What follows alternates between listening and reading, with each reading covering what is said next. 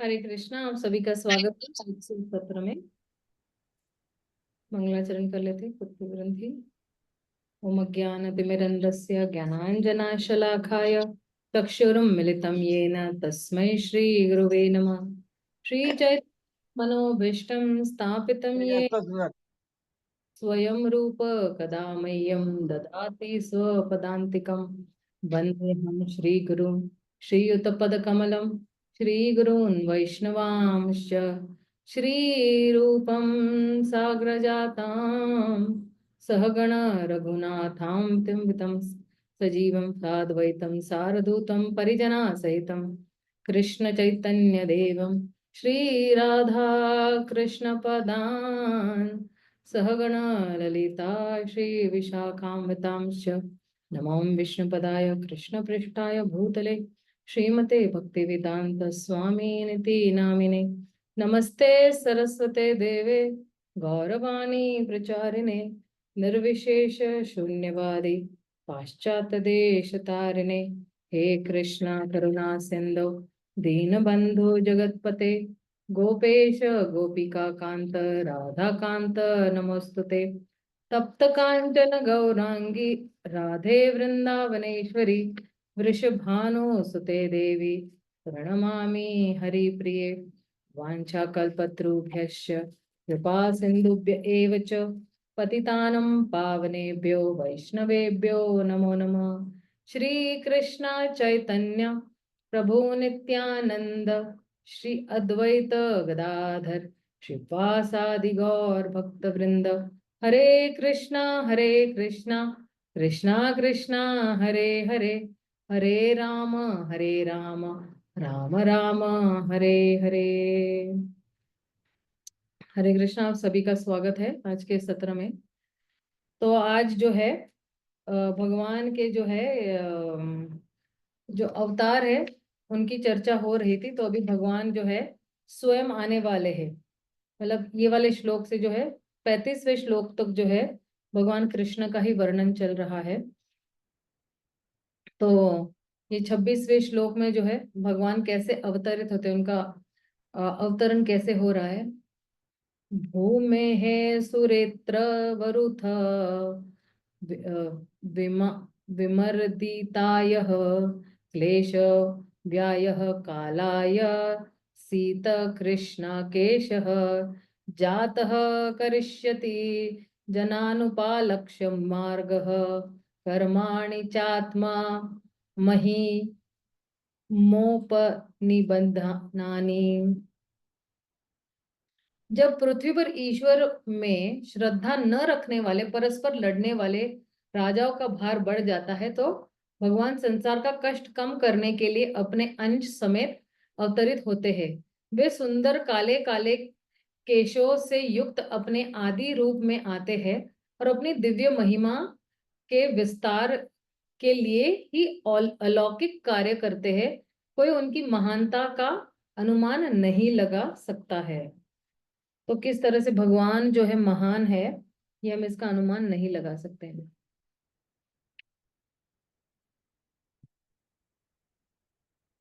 और फिर कह रहे हैं कि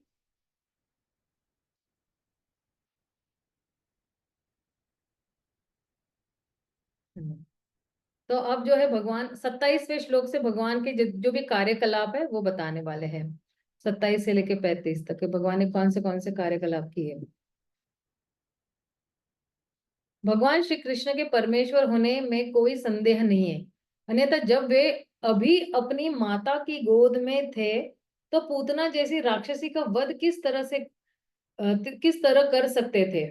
3 मास की आयु में ही अपने पाव से छकड़े को कैसे पलट सकते थे और जब घुटने के बल चल रहे थे तभी गगनचुंबी अर्जुन वृक्षों के जोड़े को समूल कैसे उखाड़ सकते थे। ये सभी कार्य स्वयं भगवान के अतिरिक्त अन्य किसी के लिए भी असंभव है। तो देखिए यहाँ पे पूतना है, फिर शकतासुर है, फिर जो है नल कुबेर जो है उनका किस तरह से जो है उद्धार किया, ये सब लीलाएं बता रहे हैं इस वाले श्लोक में।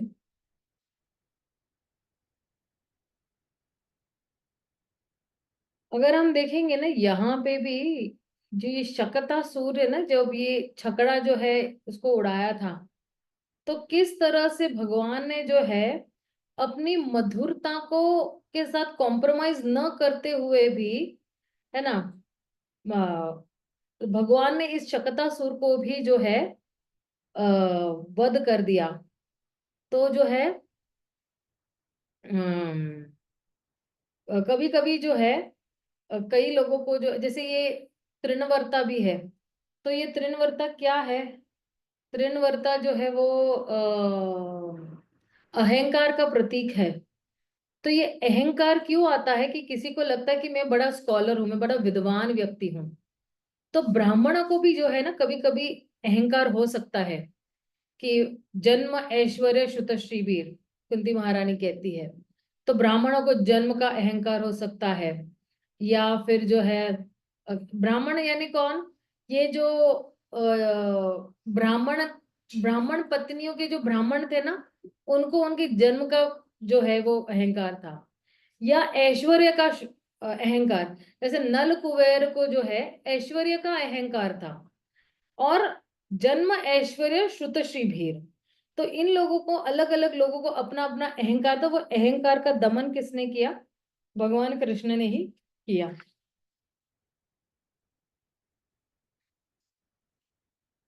अब 28वें श्लोक में क्या कह रहे हैं? यद वै व्रजे व्रज पशून् विशतो य पितान पालांस्त्व अजवयाद अनुग्रह दृष्टि वृष्टाया तत्शुद्धये अति विषय वीर विलोल जीवान् मुच्चा मुचाट्य ये शदुरंग विरहन हृदयंसिम। फिर क्या कह रहे? और जब ग्वालों तथा उनके पशुओं ने यमुना नदी का विषैला जल पी लिया, और जब भगवान ने अपनी कृपा दृष्टि से ही उन्हें जीवित कर दिया, तब यमुना यमुना नदी जल को शुद्ध करने के लिए ही वे उसमें मानो खेल खेल में कूद पड़े। उन्होंने विषैले कालिया नाग को दंड दिया, जो अपनी लपलपाती जीव से विष की लहरें निकाल रहा था। भला परमेश्वर के अतिरिक्त ऐसा महान कार्य करने में और कौन समर्थ है? फिर आगे क्या कह रहे हैं 29वें श्लोक में?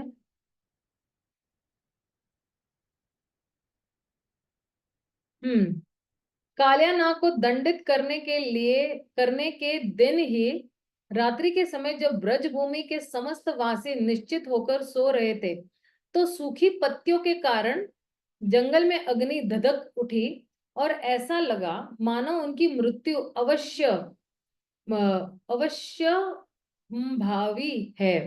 किंतु आंखें बंद करके बलराम जी के साथ भगवान ने उन सबको बचा लिया। ऐसे है भगवान की अलौकिक कार्यकला।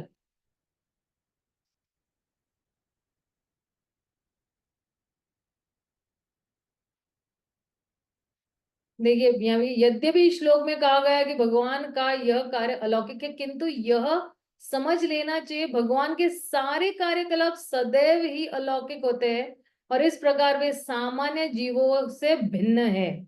हमारे में और भगवान में फर्क क्या है? तो हमारे पास जो है चार त्रुटियां हैं, चार जो है डिफेक्ट्स है ना। हम जो है हम भ्रमित हो जाते हैं, हम गलतियां करते हैं, हम जो है हमें हमें कोई जो है कोई धोखा दे देते हैं, या हम किसी को धोखा दे देते हैं। चार जो है गलतियां है जो भगवान के और हमारे बीच में भेद है। और हम अणु है तो भगवान विभु है। हम जो है जन्म मृत्यु के चक्कर में फंसे हुए, तो भगवान जो है इस हम चीजों से परे है। हम तीन गुणों के अंतर्गत है, तो भगवान गुणातीत है, गुणों से भी परे है, भगवान निर्गुण है। ठीक है ना? तो ये फर्क है हमारे में और भगवान में।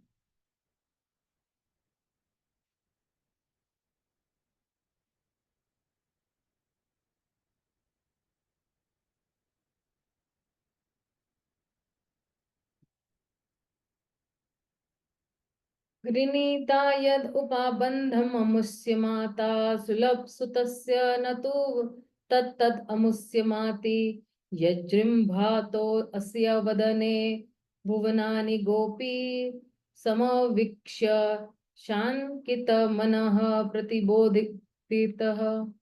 जब गोपी अपने पुत्र के दोनों हाथों को रस्सियों से बांधने का प्रयास कर रही थी तो उसने देखा कि रस्सी हमेशा छोटी पड़ जाती थी। अतः हार कर जब उनसे प्रयास करना बंद कर लिया तब कृष्ण ने अपने मुंह खोल दिया तो माता यशोदा को मुख के भीतर सारे ब्रह्मांड स्थित दिखे। यह देखकर उसे संदेह हुआ किंतु उसे अपने पुत्र की योग शक्ति का पता भिन्न तरीके से लगा।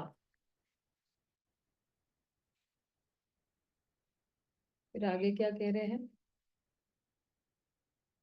भगवान कृष्ण ने अपने पिता नंद महाराज को वरुण के भय से बचाया और ग्वाल बालों को पर्वत की कंदरा में से माय के पुत्र सॉरी जहां मय के पुत्र ने उन्हें बंदी कर रखा था मुक्त किया। यही नहीं भगवान ने वृंदावन के समस्त वासियों को जो दिन भर काम में व्यस्त रहकर रात में थक कर निश्चित सोते थे परिव्योम में सर्वोच्च लोक का भागी बना लिया। ये सारे कार्य दिव्य है और उनकी ईश्वर को सिद्ध करने वाले हैं।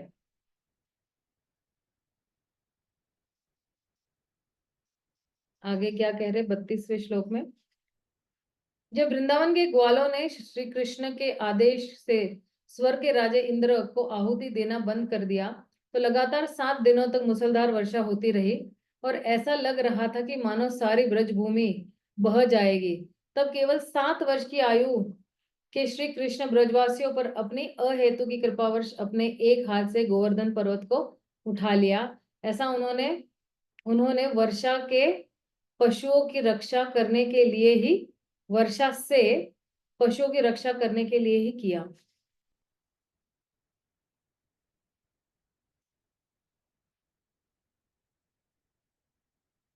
फिर 33 श्लोक में क्या कह रहे हैं। जब भगवान वृंदावन वासियों की पत्नियों में अपने मधुर तथा सुरीले गीतों द्वारा कामोत्तेजना जागृत करते हुए वृंदावन में रासलीला में मग्न थे तो कुबेर के एक धनी अनुचर शंखचूड़ नामक राक्षस द्वारा गोपियों का हरण किए जाने पर भगवान ने उसका सिर धड़ से अलग कर लिया। फिर 34-35 एक साथ है।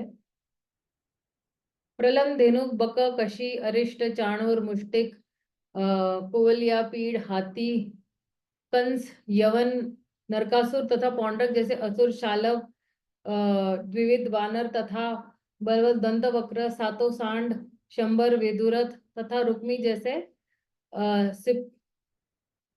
सिपह सालार तथा काम्भोज मत्स्य कुरु संजय तथा केकई जैसे वीर योद्धा साक्षात हरि के अथवा बलदेव अर्जुन भीम आदि नामों के की आड़ में स्वयं श्री भगवान से भीषण युद्ध करेंगे और इस प्रकार से मारे गए सभी असुर या तो निर्विशेष ब्रह्म ज्योति को प्राप्त होंगे या वैकुंठ लोक में स्थित भगवान के धाम को प्राप्त होंगे।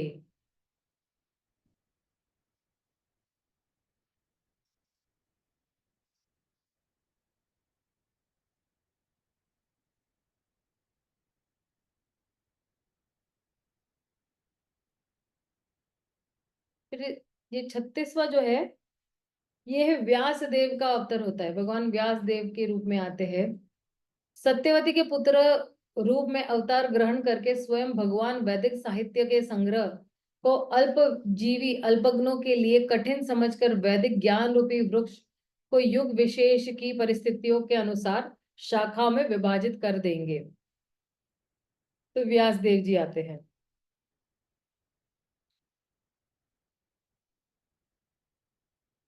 और फिर जो है 33वें। जब नास्तिक लोग वैदिक ज्ञान में अत्यंत दक्ष बनकर परम विज्ञानी मय के द्वारा निर्मित श्रेष्ठ प्रक्षेपास्त्रों में चढ़कर आकाश में अदृश्य उड़ते हुए विभिन्न लोकों के वासियों का संहार करेंगे तो बुद्ध रूप में अत्यंत आकर्षक वेश धारण करके भगवान उनके मस्तिष्कों को मोह लेंगे और उन्हें उपधर्मों का उपदेश देंगे। तो भगवान बुद्ध का हो रहा है। ये बुद्ध जो है, ये जितने भी नास्तिक लोग हैं ना, उनका जो मन है ना, वो कम्प्लीटली भ्रमित कर देंगे। और फिर जो है जितने भी ये जो है नास्तिक लोग हैं ना, जो वेद में वेदवाद में या वेदों में अच्छी तरह से निपुण हो जाएंगे, तो फिर इन लोगों को भटकाने के लिए फिर बुद्ध का जन्म हो जाता है। ये बुद्ध जो है वो अलग अलग, जी गोस्वामी कहते हैं कि बुद्ध अलग अलग जो है कलयुग में आते हैं।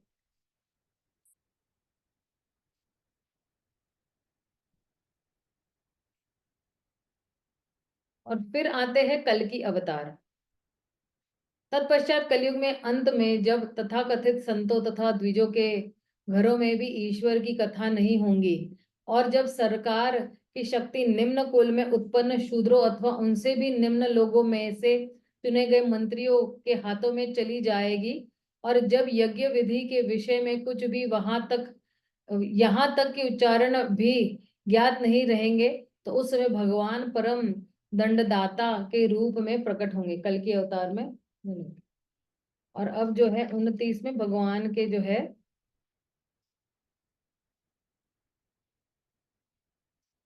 गुण अवतार के बारे में बताया हुआ है। सर्गे तपो अहम रहस्यो नाव ये प्रजेशः स्थाने अथ धर्म धर्मख धर्ममख मनव अमारावानिसः अन्ते त्व अधर्म हरा मन्यो वसा सुराध्यः माया विभूताया इमा पुरुषक्ति भाजः। तो क्या कह रहे हैं? सृष्टि के प्रारंभ में तप तप सॉरी सृष्टि के प्रारंभ में तपस्या में ब्रह्मा तथा जन्म देने वाले ऋषि प्रजापति रहते हैं। फिर सृष्टि के पालन के अवसर पर भगवान विष्णु नियामक देवता तथा विभिन्न लोकों के राजा रहते हैं। और किंतु अंत काल में अधर्म बचा रहता है और रहते हैं शिव तथा क्रोधी नास्तिक इत्यादि ये सब के परम शक्ति रूप भगवान की शक्ति के विभिन्न प्रतिनिधियों के रूप में रहते हैं। फिर आगे क्या कह रहे हैं 40वें श्लोक में?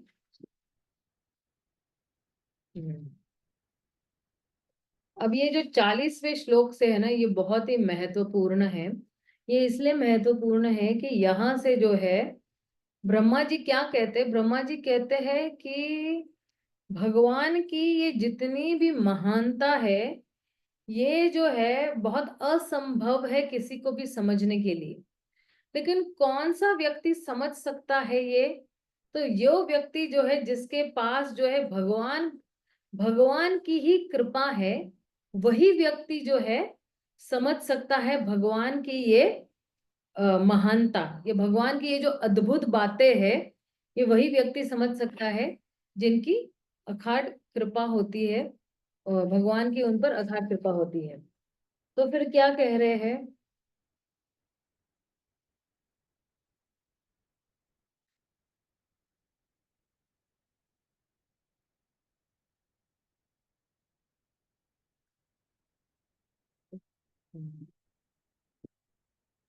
विष्णोनुवीर्या गणनाम कमातो अराहितिता यह पार्थिवान्यपि कविममेरजांसि चस्कम्भय स्व रहसाक्षखलतात्रिपृष्ठाम् यस्मात् त्रिसाम्य सदानन्द उरु कम्य कम कंपयानम। तो देखिए कि भला ऐसा कौन है जो विष्णु के पराक्रम को का पूरी तरह से वर्णन कर सके। अभी तो कोई ऐसा व्यक्ति पैदा नहीं हुआ जो विष्णु के सारे पराक्रम को पूरी तरह से वर्णन। अनंत शेष भी जो है अनंत काल से भगवान के गुण करते रहे, लेकिन भगवान के गुण जो है हर पल बढ़ते जा रहे हैं, तो अनंत शेष भी जो है वो कैचअप नहीं कर पा रहे उनके जो है गुणगान करते करते। यहाँ तक कि वह विज्ञानी भी, जिसने ब्रह्मांड के समस्त कणों के परमाणु की गणना की होगी, वह भी ऐसा नहीं कर सकता। वे ही एकमात्र ऐसे ही जिन्होंने त्रिविक्रम के रूप में जब अपने पाव को बिना प्रयास के सर्वोच्च लोक सत्यलोक से भी आगे प्रकृति के तीन गुणों की समस्यावस्था तक हिलाया था, तो सारा ब्रह्मांड हिलने लगा था।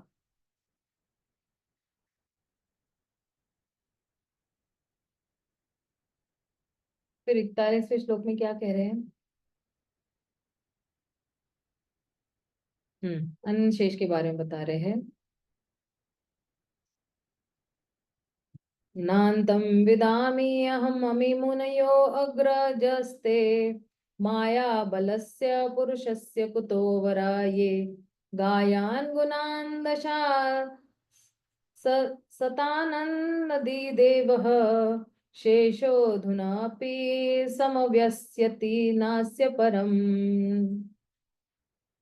न तो मैं और न तुमसे पहले उत्पन्न हुए मुनिगण ही सर्वशक्तिमान भगवान को भली भांति जानते हैं, अतः जो हमारे बाद उत्पन्न हुए हैं वे उनके विषय में क्या जानेंगे। यहाँ तक कि भगवान के आदि अवतार शेष भी, जो अपने एक सहस्त्र मुखों से भी भगवान के गुणों का वर्णन करते करते रहते हैं, ऐसे ज्ञान का अंत नहीं पा सके हैं। तो अनंत शेष जो है वो भी कैचअप नहीं कर पा रहे हैं। बहुत बहुत कठिन है भगवान के जितने भी गुण हैं उनको वर्णन करने के लिए।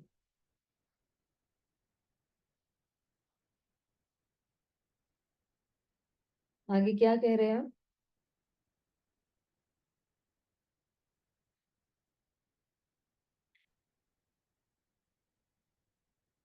ये बहुत ही महत्वपूर्ण श्लोक है, 42 वाला।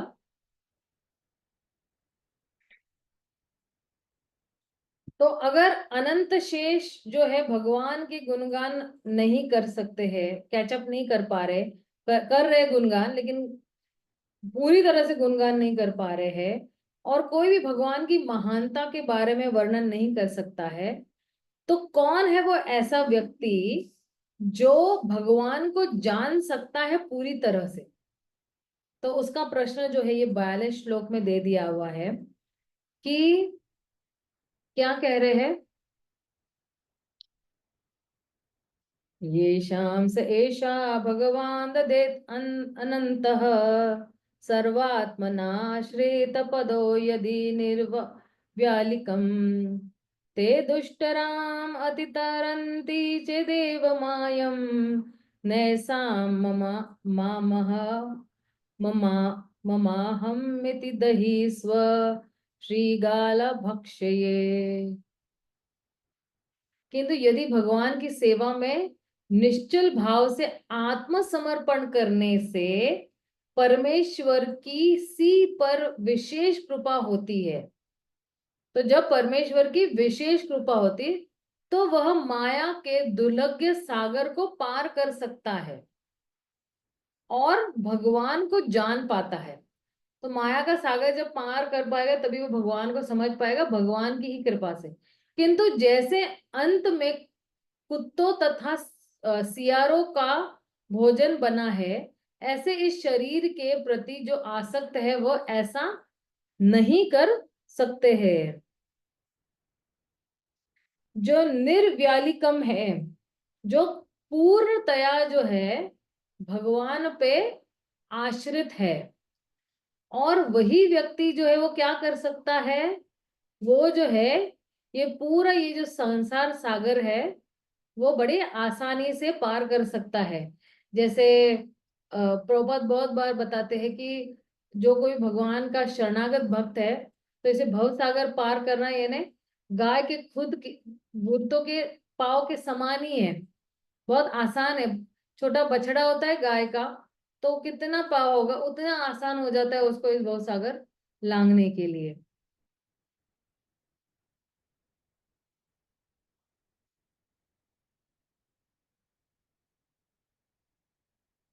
तो आप देखिए, एक सेकेंड ना, पेन है यहाँ पे।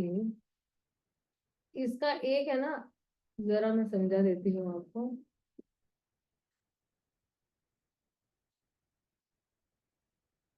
जो कोई भी व्यक्ति शरणागत है,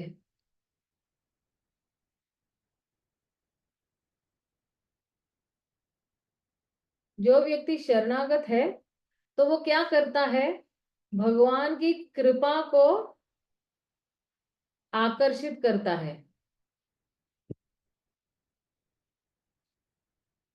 और जब भगवान की कृपा को आकर्षित करता है, तो वो भगवान को समझ पाता है।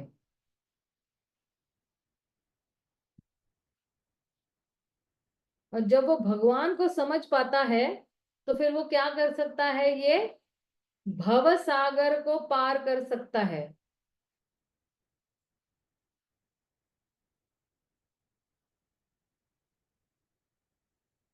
तो इस तरह से जो है, बहुत इम्पोर्टेंट है कि व्यक्ति जो है शरणागत हो जाए भगवान को। जो व्यक्ति शरणागत हो जाता है वो बिल्कुल सुरक्षा में रहता है, वरना जो है जन्म मृत्यु के चक्कर से घूमता ही रहेगा। ठीक है, तो फिर जो है ये 42वां श्लोक है, और फिर आ रहा है, अगला श्लोक ले लेते हैं।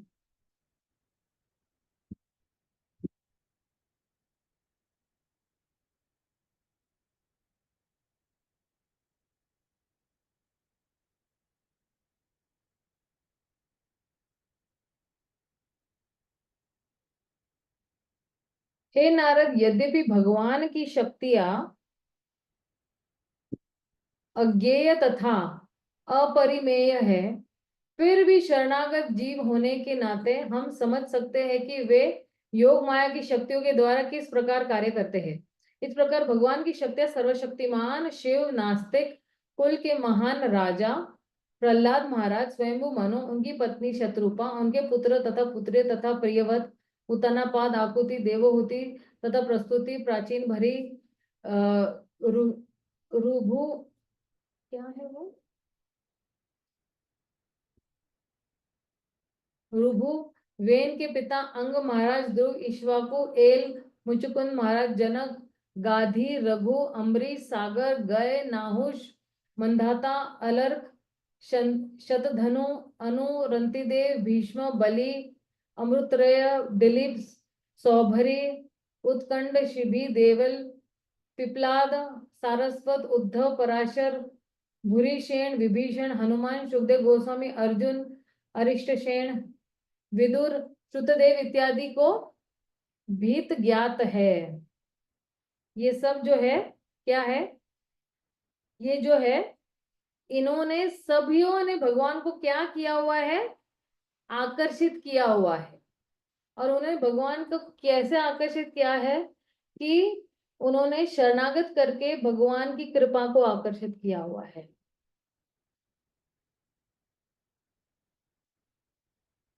फिर आगे क्या कह रहे हैं, हम्म कह रहे पापी से पापी जीव भी जो है ना, वो भी भगवान को जान सकते हैं भगवान की ही कृपा से। ये जरा चर्चा करते हैं। तबै विदन्ति अतितरन्ति च देव मायां, स्त्रीशूद्रहूना सबरापि पाप जीव, यदि अद्भुत कर्म प्रयाणशील शिक्षा, स्त्रिया जना अपि किं तु श्रुत धारणा ये। पापी जीव, पापी जीवन बिताने वाले समुदायों में से भी शरणागत लोग, जैसे स्त्री, शूद्र, हूण तथा शबर, यहाँ तक कि पशु पक्षी भी तत्व ज्ञान के विषय में जान सकते हैं। वे भगवान के शुद्ध भक्तों की शरण में जाकर तथा भक्ति पथ पर उनके पद चिन्हों का अनुसरण कर माया के चंगुल में से छूट जाते हैं। ये बहुत ही इंपॉर्टेंट श्लोक है एक्चुअली, कि इसमें प्रशिक्षण के बारे में काफी बताया है।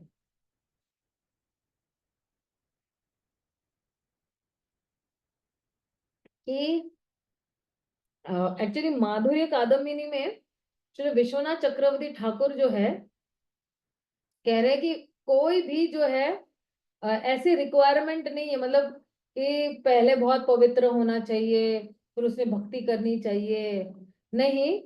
या बाकी सारे जितने भी योग है उनके लिए एक्चुअली पवित्रता जो है वो बहुत जरूरी होती है। लेकिन यहाँ पे कह रहे हैं कि यहाँ पे जो है पहले से श्रद्धा की भी जरूरत नहीं होती है। और कहते हैं कि कोई भी भक्ति जो है भक्ति का पालन या भक्ति के अंगों का पालन जो है बिना श्रद्धा के भी जो है, यानी पहले से श्रद्धा नहीं है, बाद में अगर श्रद्धा उत्पन्न होती तो बात अच्छी है भक्ति में, तो उसके साथ भी तो है, मतलब क्या कि अगर जो है अगर कोई मान लो कि कोई कोई भक्ति के कोई भी अंग जो है वो कर रहा है, मतलब फॉलो कर रहा है, पालन कर रहा है बिना श्रद्धा के, और वो जो है वही जो कार्य है जो बिना श्रद्धा के करते हैं वही कार्यों में से वो श्रद्धा उत्पन्न कर सकता है। जैसे कहते हैं कि श्रद्धायात, है ना। तो अ, अ, अ, एक जो है अजामिल का ही आता है मेरे ख्याल से। जब उस छठे स्कंद में आता है कि कोई जो है क्या है वो श्लोक अजामिल का, एक सेकंड।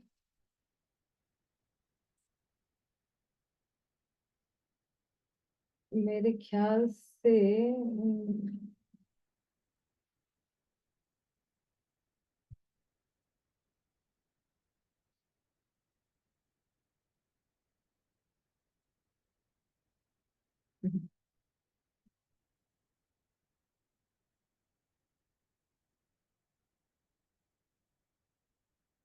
छठा स्कंद है।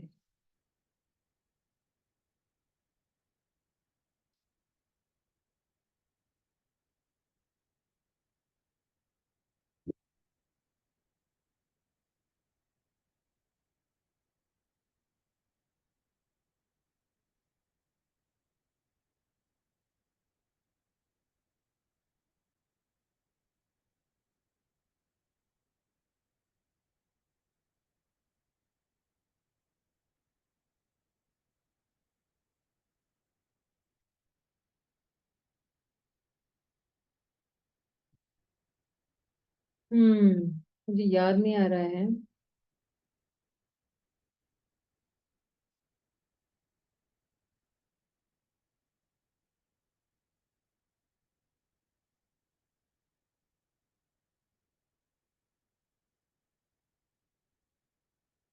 हम्म,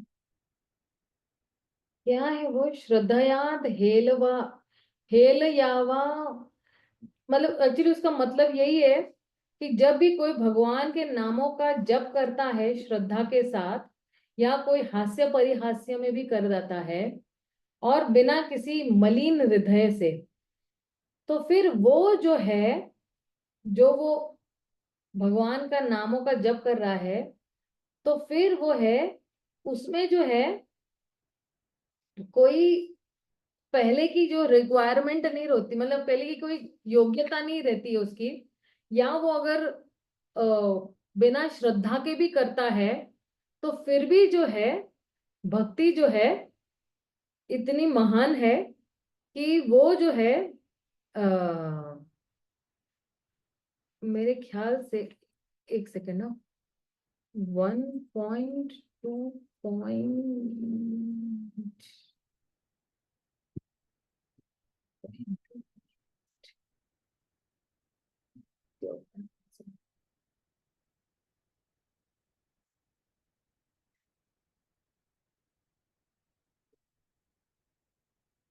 हम्म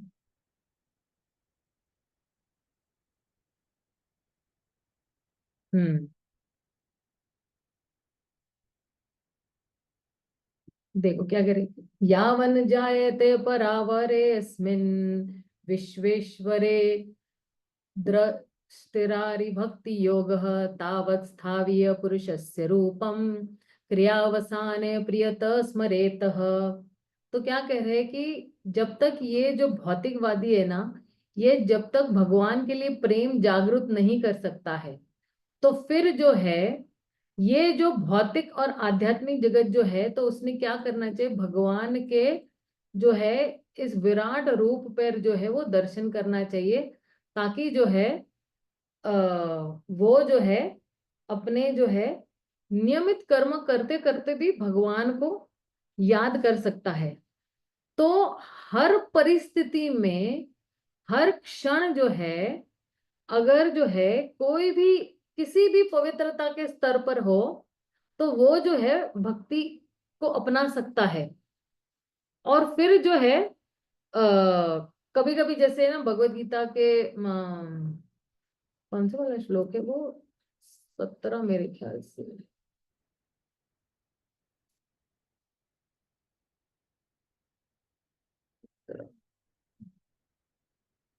4, हाँ, देखिए, यजन्ते सात्विका देवम यक्ष राक्षसी राजस प्रेतान भूता गणाश्चान्ये यजन्ते तामसा जना।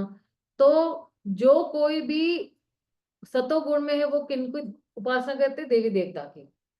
और जो लोग जो है रजोगुण में है वो किसकी उपासना करते हैं, राक्षसों की। लेकिन जो लोग जो है तमोगुण में है तो वो भूत प्रेतों की उपासना करते हैं। तो कहते हैं कि जो लोग जो है, तो क्यों भगवान कहते हैं कि जो है अगले श्लोक में आप देखोगे, कहते हैं कि जो लोग जो है वो जो है किसकी उपासना कर रहे हैं, जो लोग कड़ी तपस्या करते हैं, जो शास्त्रों में नहीं वर्णन किए हैं, तो वो लोग किस तरह से ये उपासना कर रहे हैं, अहंकार के वश कर रहे हैं। और उनके पास जो है क्या है, उनके पास काम और आसक्ति है। और वो अपने आप को क्या करते हैं, वो अपने आप को बड़ा सा कष्ट देते हैं। और ना कि अपने आप को ही कष्ट देते, लेकिन उनके हृदय में जो परमात्मा बैठे हुए, परमात्मा को भी कष्ट देते हैं। तो उसमें जो है भगवान को जो है भक्ति करने के लिए जो है कोई योग्यता नहीं है। लेकिन इसमें जो है भगवान, मतलब जैसे किसी को भी भक्ति करनी है ना, तो उसकी जो इच्छा है ना किसी भी गुण में हो सकती है, चाहे वो सतोगुण में हो चाहे वो रजोगुण में हो। और फिर जो है कह रहे हैं कि जैसे जैसे वो सेवा करते जाता है वैसे वैसे वो पवित्र होता है। तो अगर मैं कोई भी जो है गुण में हूं, मैं अगर तमोगुण में भी हूं, तो भी मैं भक्ति भगवान की कर सकती हूँ। तो इसलिए जो है कह रहे हैं कि भगवान की भक्ति करते ही जो है व्यक्ति 3 गुणों से परे हो जाता है। व्यक्ति जो है वो गुणातीत हो जाता है। और भगवान की भक्ति इतनी पावरफुल है कि वो व्यक्ति जो भगवान की भक्ति को अपना लेता है, तो वो धीरे धीरे जो है शुद्ध भक्ति की तरफ बढ़ते रहता है। और जो है इसलिए जो है इसलिए कहते हैं ना कि भक्ति के नियमों को पालन करेंगे, या भक्ति करने के लिए जो है कोई भी जो है पहली योग्यता की जरूरत नहीं होती। कई लोग कहते हैं ना कि ठीक है, इंजीनियरिंग में जाने के लिए पहले एंट्रेंस टेस्ट की योग्यता होनी चाहिए, क्लियर किया होना चाहिए, फिर वो इंजीनियरिंग में जा सकता है, राइट। आजकल वो सीट, आजकल बड़े एंट्रेंस एग्जाम्स भी लेते हैं, या टॉफेल है या कोई भी नीट है या जेई है, ठीक है ना। तो एनआईटी में जाने के लिए, आईआईटी में जाने के लिए जो है वो लोग जेई की देते हैं, और अगर किसी को डॉक्टर बनना है तो नीट की एग्जाम्स देते हैं। लेकिन यहाँ पे कह रहे भक्ति के लिए कोई एंट्रेंस एग्जाम नहीं, सीधा वो भक्ति करना शुरू कर सकता है। और इसलिए जो है कह रहे हैं कि अगर जो है कोई भी जो है गुण जो है 3 गुणों में से कोई भी गुण भक्ति को जन्म नहीं देती है, भक्ति ही खुद भक्ति को जन्म देती है। आप पूछो कि भक्ति को किसने जन्म, नहीं, भक्ति का जन्म ही भक्ति देती है। और जब जो है कोई भी व्यक्ति जो है भक्ति कर रहा है, तो फिर जो है ये जो सतो गुण है ना, ये सतो गुण बड़ी साइड लेता है इस व्यक्ति की, और जो है आ, उसको जो है खास विशेष सुरक्षिता प्रदान करते हैं। इसलिए हम कहते हैं ना कि अगर कोई भक्ति करे तो तुरंत ही सतो गुण में पहुंच जाता है। तो इसलिए जो है भक्ति को, भक्ति करने के लिए कोई भी भौतिक योग्यता की जरूरत नहीं है। और इसलिए जो है भक्ति में आने के बाद कोई अगर प्रशिक्षण लेता है तो बहुत इसमें कह रहे कि प्रशिक्षण की बहुत जरूरत है। और प्रशिक्षण लेने के बाद जो है वो व्यक्ति जो है और आगे भक्ति में बढ़ सकता है। तो आगे क्या कह रहे हैं? हम्म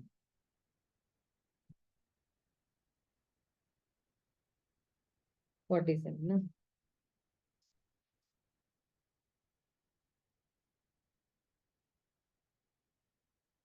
यहाँ पे क्रम नहीं लिखा है क्यों? ठीक है। परब्रह्म के रूप में जिसकी अनुभूति की जाती है वह शोक रहित असीम आनंद से युक्त है। यह निश्चय ही परम भोक्ता भगवान के अंतिम अवस्था है। वह शाश्वत रूप में सारे विघ्नों से रहित तथा निर्भय है। वो पदार्थ नहीं अपितु परिपूर्ण चेतना है। वह संदूषण मुक्त है, भेद रहित है और समस्त कारणों तथा कार्यों का आदि कारण है, जिसमें सकाम कर्मों के लिए न तो यज्ञ करना होता है और न जिसके सामने माया ठहरती है। तो आप देखिए कि इसमें जो है यहाँ पे जो है प्रभुपाद ये तात्पर्य में बता रहे हैं कि ये जो पहली दो लाइन है ना, ये परमात्मा के जितने भी जो है गुण है, शाश्वत प्रसन्नता, प्रशांतम अभयम प्रतिबोध मात्रम, शुद्धम समम शत असत परमात्मा तत्वम। तो ये जो है ये पहली दो लाइन परमात्मा के बारे में बता रहे हैं। तो परमात्मा कैसे है? शाश्वत प्रसन्न, प्रसन्न, प्रशांत, प्रशांतम है। शाश्वत प्रशांतम मतलब क्या कि बिल्कुल सदैव जो है वो शांत में रहते हैं, बिल्कुल शांति में रहते हैं। और क्या है? अभयम है। अभयम मतलब क्या? उनको कोई भय नहीं रहते हैं। और शुद्धम भी है, भगवान बड़े शुद्ध है। और फिर प्रतिबोध मात्रम, प्रतिबोध मात्र मतलब पूर्णतया से ज्ञान प्रदान करने वाले हैं किसी को भी। और समम है, समम यानी क्या? सभ्यों के लिए समान भाव रखने वाले हैं। अभी आप अगर देखोगे कि मतलब भगवान किसी से भेद नहीं करते हैं, तो वर्ड टू वर्ड ट्रांसलेशन में देखोगे तो आपको तुरंत ही समझ में आ जाएगा। इसलिए जो है कह रहे हैं कि अब आप देखना ना कि जब भगवान कहते हैं कि सभीयों को जो मैं ज्ञान प्रदान करता हूँ, तो ये ज्ञान कहाँ से आ रहा है? भगवान से ही आ रहा है। क्योंकि भगवान भगवत गीता में भी क्या कह रहे हैं कि सर्वज सामृद्धि सन्विष्टो मत्त स्मृतिर ज्ञान अपोहनम च वेदेश सर्वेर अहम एद्यो वेद्यो वेदांत कृत विद एवच। तो कह रहे हैं कि मेरे से ही ज्ञान आ रहा है। वेदों के माध्यम से किसको जाना जाना चाहिए? मुझे ही जाना जाना चाहिए। और फिर बाद में भगवान 10वें ही अध्याय में कह रहे हैं कि तेषाम सतत युक्तानम भजत प्रीति पूर्वकम दधामी बुद्धि योगम ये नम उपयंति ते। तो मैं ही वो बुद्धि देता हूं जिसके माध्यम से वो मुझे समझ पाने की क्षमता रखता है। तो इसलिए जो है आप देखोगे कि भगवान जो है तद वही पदम भागवत परमस्य पुंसो ब्रह्मेति यद वैदुर अजस सुखम विशोकम। तो माया भी जो है वो जो है क्या है?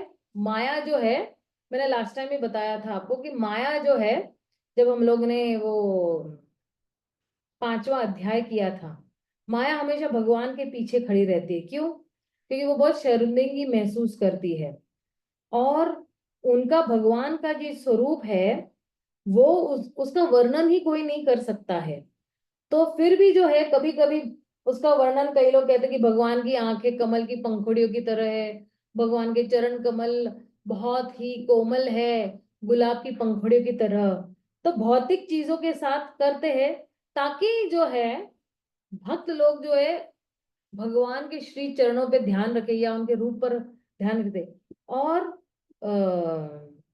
ये जितने भी गुण हैं ये भगवान में बहुत अच्छी तरह से हम देख पाते हैं। तो हम्म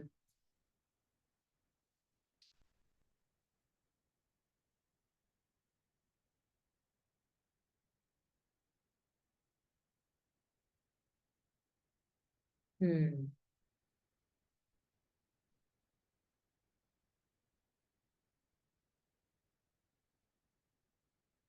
अभी जो है ज्ञानी, थोड़ा जरा आगे वाला है, ज्ञानी और योगी जो है वो भी अपना जो पंथ है वो छोड़ देते हैं।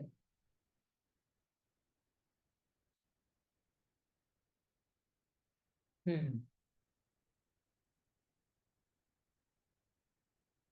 क्या कह रहे हैं? सद्रियान नियमायत तो यम कर्त हेतिम जह्यु स्वराद इव निपाना कानी रतम इंद्र। तो जितने भी गायनी है और योगी है वो भी अपना जो है पथ वो छोड़ देते हैं। ऐसी दिव्य अवस्था में ज्ञानी तथा योगियों द्वारा न तो कृत्रिम रीति से मन को वश में करने की, न ही कल्पना या चिंतन की आवश्यकता रहती है। मनुष्य ऐसी विधियों को उसी प्रकार त्याग देता है जिस प्रकार स्वर्ग का राजा इंद्र कुआं खोदने का कष्ट नहीं उठाता है।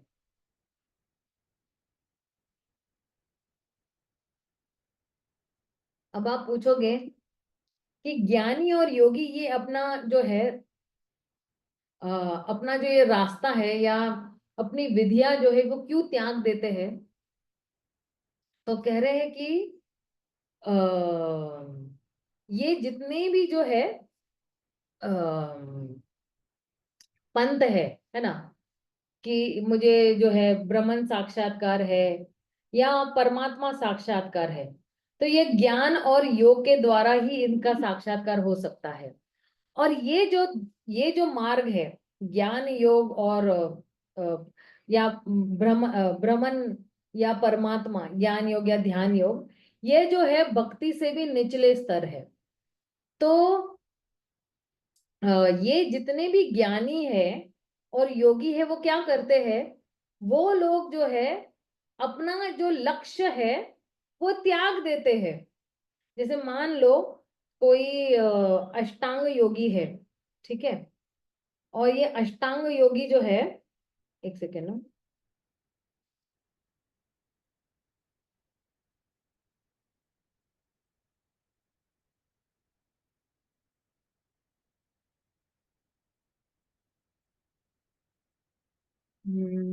कहाँ बता हूँ? यहाँ भी जगह है। जैसे मान लो ये अष्टांग योग है, तो क्या होता है कि ये अष्टांग योग में है ना, पहले यम होता है। अरे हिंदी में देख, सॉरी सॉरी सॉरी।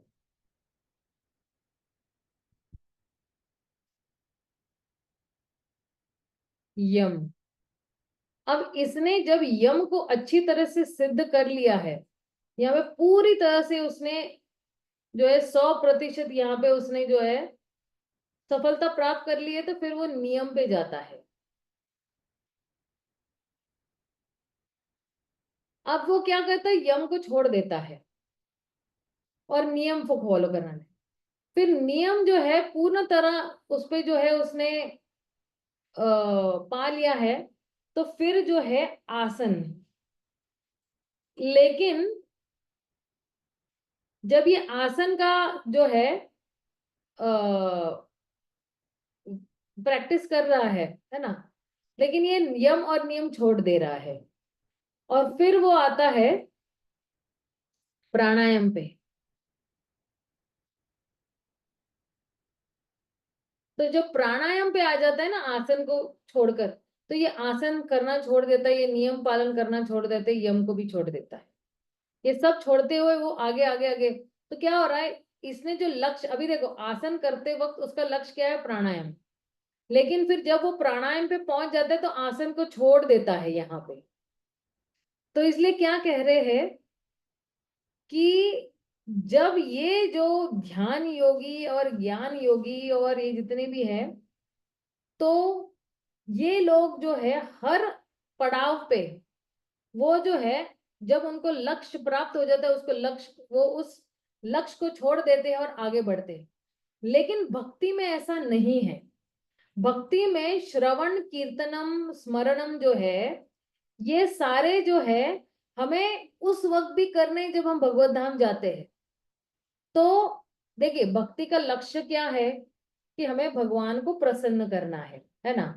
तो फिर जो है ये जो ज्ञानियों की साधना है या योगी की साधना है, उनकी बहुत ही सीमित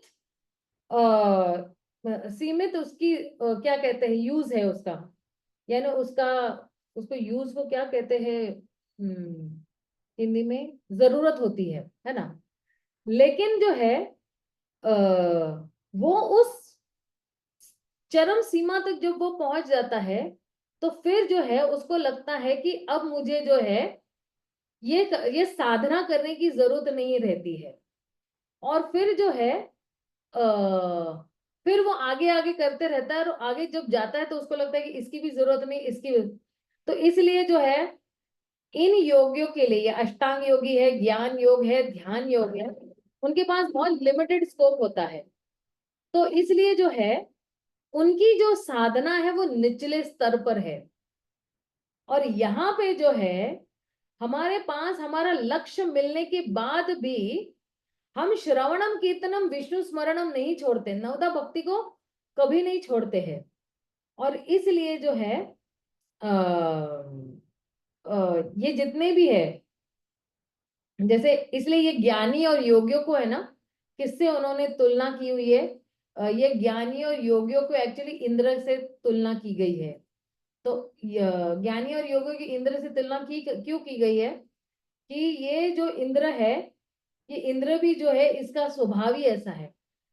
तो और जो है मतलब जैसे मान लो कि जब कोई भ्रमण में जो है वो लीन हो जाता है, तो फिर जो है उसकी साधना करने के बाद क्या हो रहा है कि अ, वो जो है अपनी साधना को भी छोड़ देता है ना। और जो है, और कभी कभी तो जो है जब वो भ्रमण में जो है वो लीन हो जाता है ना, उसको लगता है कि इस साधना की जरूरत नहीं है, तो फिर जो है वो अपनी साधना करना बंद कर देता है। और हम लोग जो है, जो हमारी साधना है, श्रवणम कीर्तनम विष्णु स्मरणम, हम जो है भक्ति में अपनी साधना को छोड़ते नहीं है। अगर हम भगवत धाम भी चले जाते हैं तो फिर भी हम उसको छोड़ते नहीं है, क्योंकि अ, भक्ति जो है, भक्ति का स्वभाव ही है कि वो हर बार कुछ नवीनता लेके आती है। अब ये ध्यान योग या ज्ञान योगियों को ना कुछ नवीनता नहीं मिलती है, इसलिए उनको लगता है इसको छोड़ के मैं अलग अगले वाले पड़ाव पे जाऊंगी मुझे कुछ नया मिलेगा, इसको छोड़ के मैं अगले वाले पड़ाव पे जाऊंगी मुझे कुछ नया मिलेगा। इसलिए जो है अधिकार न होते हुए भी जो है, या श्रद्धा का अधिकार न होते हुए भी जो है, कोई अगर भक्ति हास्य परिहास्य में भी कर लेता है और भगवान का नाम लेता है, तो भी उसको जो है लाभ ही मिलेगा। और जो है जो जो ज्ञानी व्यक्ति है ना, तो फिर जो है अगर ज्ञानी व्यक्ति ने अपने हृदय को पूर्णतया पवित्र नहीं कर दिया है, तो फिर वो आगे नहीं बढ़ सकता है। और जो है ज्ञानियों के साथ ऐसा नहीं है, कोई भी अंग उठा लो और करना शुरू करो, नहीं, उनको क्रम में ही जाना पड़ता है। लेकिन ये जो भक्ति का मार्ग है, ये जो है, इसका इस्तेमाल हम लोग हर पड़ाव पे कर सकते हैं। हम लोग कहीं से भी शुरू कर सकते हैं। हम श्रवण से कर सकते हैं, कीर्तन से कर सकते हैं, स्मरण से करते हैं, पांच सेवन से करते हैं। लेकिन जो है हर पड़ाव पे जो है भक्ति जो है हमेशा रहेगी, और भगवान के लिए प्रेम बढ़ता जाएगा।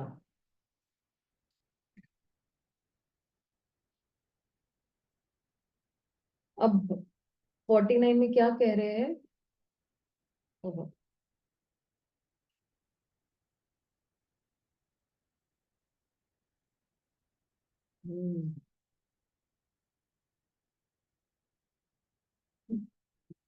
49 में है, जो कुछ भी कल्याणकर है उसे परम स्वामी भगवान है, उसके परम स्वामी भगवान है, क्योंकि जीवात्मा जो भी कर्म करता है, चाहे भौतिक अथवा आध्यात्मिक अवस्था में किए जाए, सबका फल देने वाले भगवान है।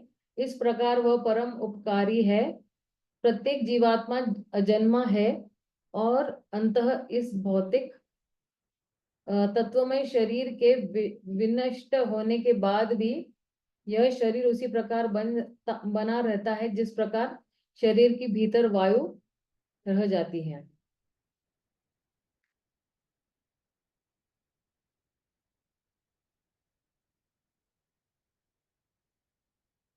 हम्म। तो कोई एक्चुअली ना पूछ सकता है कि मैं जो हूँ परम भगवान को क्यों मैं आराधना करूं उनकी, या क्यों उनकी पूजा करूं? मेरा तो जो है लक्ष्य है लीन हो जाना, ब्रह्मन में, भगवान में लीन हो जाना है। मेरा जो है ब्रह्मन में जो है लीन हो जाना है। मैं तो फिर जो भगवान जो जो है, मैं भगवान का ब्रह्मन जो है रूप है, उसको मैं उसकी पूजा करूंगी। तो मुझे कुछ अगर सिद्धि चाहिए, तो फिर मैं परमात्मा रूप की पूजा आराधना करूंगी।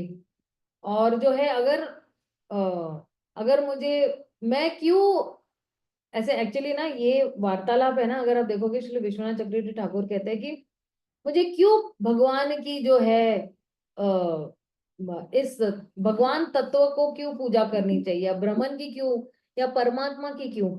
तो इसलिए कह रहे हैं कि अगर जो है मुझे कुछ सिद्धि चाहिए, तो मैं फिर भगवान के परमात्मा रूप की उपासना करूंगा, है ना? फिर मैं भगवान की उपासना क्यों करूंगा, है ना? क्योंकि भगवान के इसमें तो मेरा लक्ष्य जो है वो अलग ही है। तो फिर जो है हर पड़ाव पे व्यक्ति अपना लक्ष्य छोड़ देता है, वो त्याग देता है ना? तो जो है यहाँ पे ब्रह्मा जी क्या कह रहे हैं कि नहीं, हर एक व्यक्ति को जो है अपना जो है मार्ग या अपनी पूजा जो है वो त्यागने की जरूरत नहीं है। जिस, मान लो किसी का लक्ष्य है कि ब्रह्मन में लीन हो जाना, या उनके लिए जो है उसका जो लक्ष्य है या उसका जो आराध्य देव है वो ब्रह्मन है, या जो है लेकिन हर वक्त एक्चुअली उनके जो आराध्य देव है वो एक्चुअली भगवान ही होने चाहिए। तो आप देखना कि ज्ञान योगी, ध्यान योगी, अष्टांग योगी भी जो है, ये तीन योगिया जो, या सकाम कर्मी है, या सकाम योगी है, निष्काम है, इन सभ्यों में जब तक वो लोग भक्ति का समावेश नहीं करते हैं, तब तक उनको सफलता प्राप्त नहीं होती है। जब जो है आ, अगर मतलब कोई कह सकता है कि मैंने तो ये मार्ग शुरू किया है, लेकिन मुझे पता नहीं है कि मेरे पास जो है सही समय है या नहीं, इतना ज्यादा समय है भी या नहीं, इसको परफेक्ट करने में। तो आ, ब्रह्मा जी कहते हैं कि नहीं, जीव जो है वो क्या है, अजन्म है। जीव का कोई जन्म नहीं है। अगर हम पूछेंगे कि तुम्हारा जन्म कब हुआ था, तो हम करोड़ों करोड़ों जन्म भी नहीं बोल सकते। उसके कोई जीव की जो शुरुआत कब हुआ था वो भी नहीं पता है। तो जीव कभी मरता भी नहीं है। तो जब ये शरीर जो है ये गल जाता है, तो जीव जो है वो जो है वो रहता है, और फिर वो अगले शरीर में प्रवेश हो जाता है। और उसने जितना भी जो है साधना किया हुआ है, तो वो जो है अगले शरीर में वो लेकर जाता है। और फिर वहां पे जब उसको कोई क्या कहते हैं, कोई अनुकूल परिस्थिति जब मिलती है उसको, तब वो जहां से उसने भक्ति छोड़ी है वहीं से वो भक्ति करना शुरू कर देता है। तो शरीर जो है वो मर जाएगा, लेकिन आत्मा जो है वो कभी मरती नहीं है।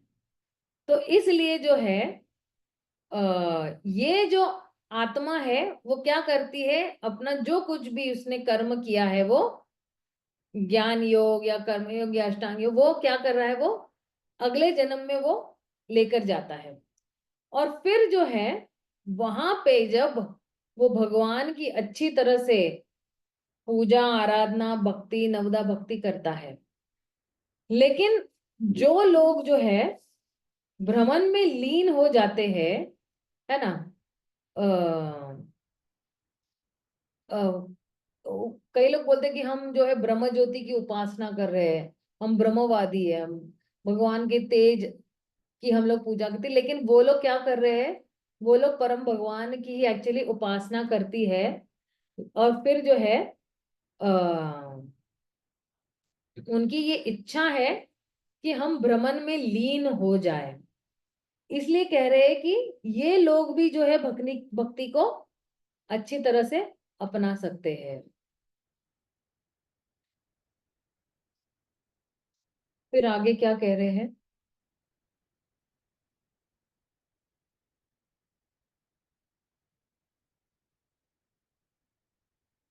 हम्म। हे पुत्र, मैंने तुम्हें संक्षेप में प्रकट जगतों से जो है ष्टा पूर्ण पुरुषोत्तम भगवान के विषय में बतलाया है। गोचर तथा तात्विक अस्तित्व का कारण हरि के अतिरिक्त और कोई नहीं है।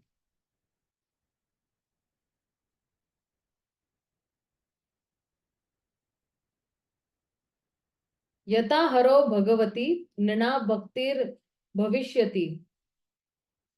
और फिर क्या कह रहे हैं, एक सेकंड। हम्म।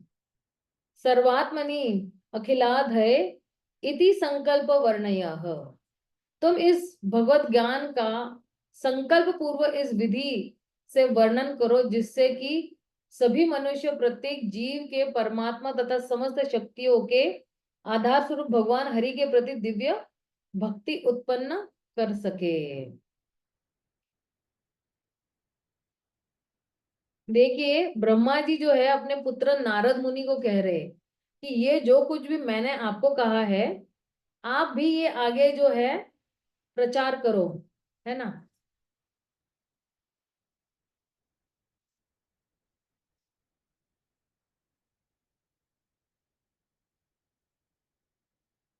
और खास करके एक्चुअली इन दोनों श्लोकों में वही कह रहे हैं एक्चुअली।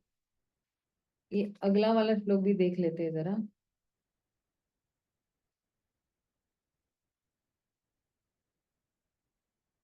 51 और 52 में वही कह रहे हैं। हम्म।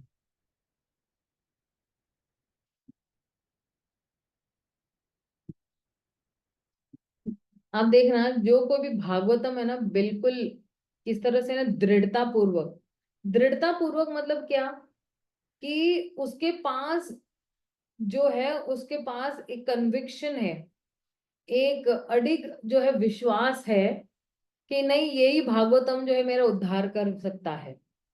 और यही भागवतम जो है वो भक्ति को जन्म दे सकती है ना।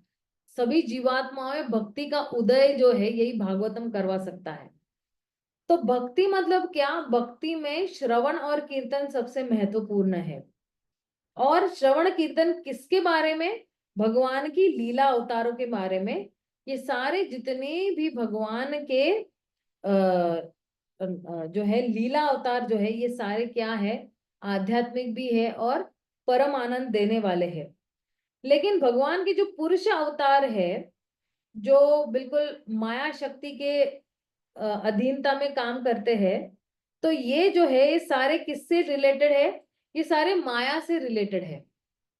तो इसलिए जो है पूछ रहे कि क्या किसी ने माया का वर्णन करना चाहिए या नहीं करना चाहिए? तो फिर जो है आगे वाले श्लोक में क्या कह रहे हैं? 53 में, 53, हाँ। मायां वर्णयातो मुष्य ईश्वरस्यानुदो अनुमोदतः शृण्वता श्रद्धया नित्यं मायायात्मानं मुह्यति।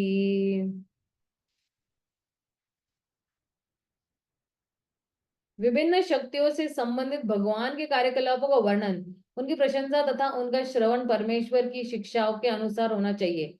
यदि नियमित रूप से श्रद्धा तथा सम्मान पूर्वक ऐसा किया जाता है तो मनुष्य निश्चित रूप से भगवान की माया से उबर जाता है।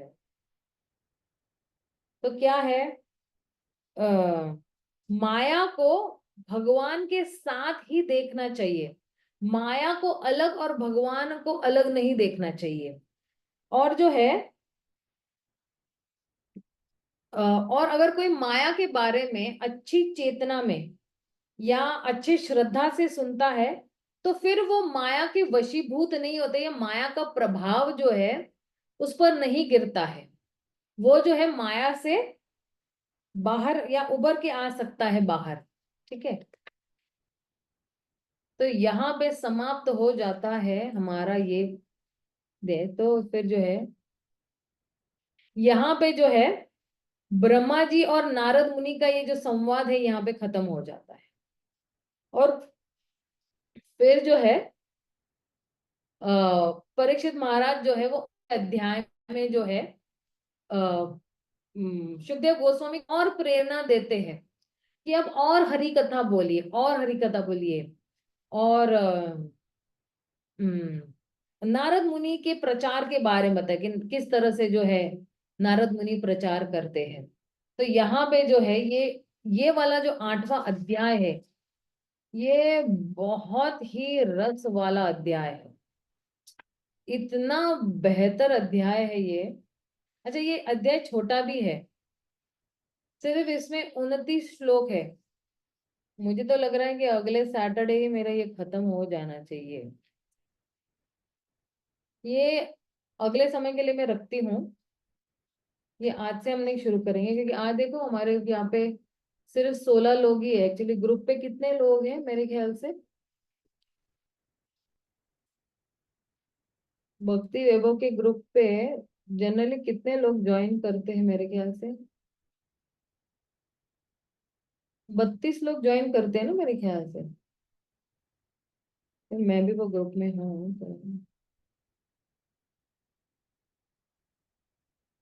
81 लोग हैं। और जो रेगुलरली जो ज्वाइन करते हैं वो है मेरे ख्याल से 32 या कुछ ऐसे ही ज्वाइन करते हैं ना मेरे ख्याल से। किसी का कोई प्रश्न है तो आप पूछ सकते हो।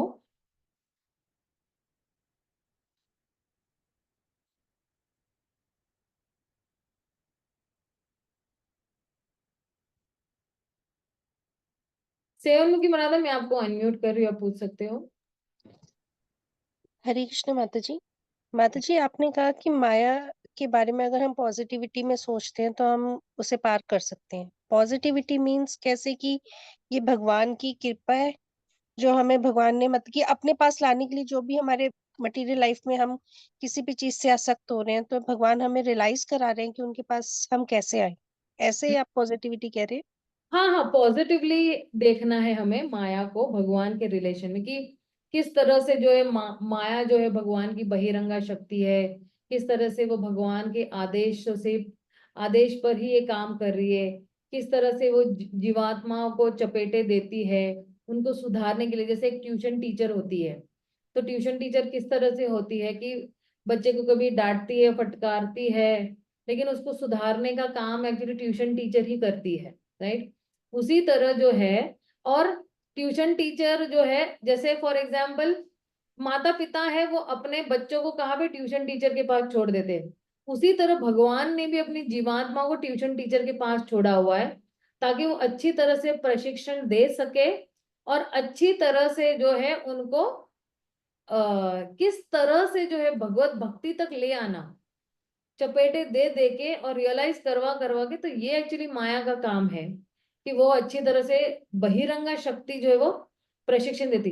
लेकिन यही बहिरंगा शक्ति क्या करती, वो जब देखती है ना जीव बड़ा सीरियस होने लगा है, भगवान की भक्ति में शरणागत होने लगा है, यही बहिरंगा शक्ति परिवर्तित हो जाती है भगवान की अंतरंगा शक्ति में, और वो बार बार जीव को लेकर जाती है भगवान की तरफ ही। लेकिन बहिरंगा शक्ति को कन्वर्ट होने के लिए ये जीव की तरफ से प्रयास होना बहुत जरूरी है। ये जीव जितना प्रयास करेगा भगवान की भक्ति करने के लिए और नियमों का पालन करने के लिए, उसी उसी मात्रा में ये बहिरंगा शक्ति उसको अंतरंगा शक्ति तक ले जाएगी, और अंतरंगा शक्ति जो है भगवान तक लेकर जाएगी उसे। माताजी एक क्वेश्चन और था, जैसे आपने कहा कि बहिरंग